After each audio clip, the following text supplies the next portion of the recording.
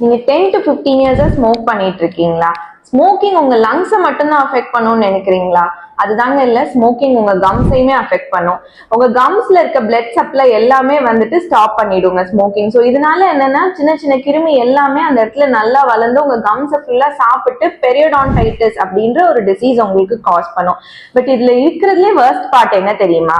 Smoking பண்றவங்களுக்கு இந்த science and symptoms நம்ம கம் டிசீஸ்க்கானது எதுவுமே தெரியாது. ஸோ உங்களுக்கு மேக்சிமம் உங்களுக்கு தெரியக்கூடிய ஒரே ஒரு சைன் உங்க டீத்தோட சைஸ் இன்க்ரீஸ் ஆயிட்டே வருதுங்க. அதை நாங்க கம் ரிசெஷன் அப்படின்னு சொல்லுவோம். ஸோ இந்த ப்ராப்ளம் இருக்குது அப்படின்னா உடனே வந்து ஒரு டென்டிஸ்ட போய் பாருங்க. ஏன்னா ஸ்மோக்கிங் பண்ணையில உங்களுக்கு வந்துட்டு கம்ஸ்ல ப்ளீடிங்கோ இல்ல பெயினோ எதுவுமே தெரியாதுங்க. ஸோ இந்த ஜிஞ்சைவல் ரெசெஷன் இருக்கிற ஸ்டேஜ்ல நீங்க போய் ஒரு டென்டிஸ்ட கான்டாக்ட் பண்ணி அதுக்கான ட்ரீட்மெண்ட் நீங்க பண்ணையில பின்னாடி வர ப்ராப்ளம்ஸ் எல்லாமே நம்மளால ஈஸியா ப்ரிவென்ட் பண்ணிட முடியுங்க. ஸோ எங்க டீனா டென்டல் கேர்ல இந்த மாதிரியான செயின் ஸ்மோக்கர்ஸுக்குன்னே கஸ்டமைஸ்டான ட்ரீட்மெண்ட் பிளான் நாங்க ப்ரொவைட் பண்ணிட்டு இருக்கோங்க. ஸோ இன்னைக்கே கீழே தெரியுற நம்பருக்கு கால் பண்ணி உங்களுக்கு என்ன பண்ணலாம் அப்படிங்கறத தெரிஞ்சுக்கோங்க.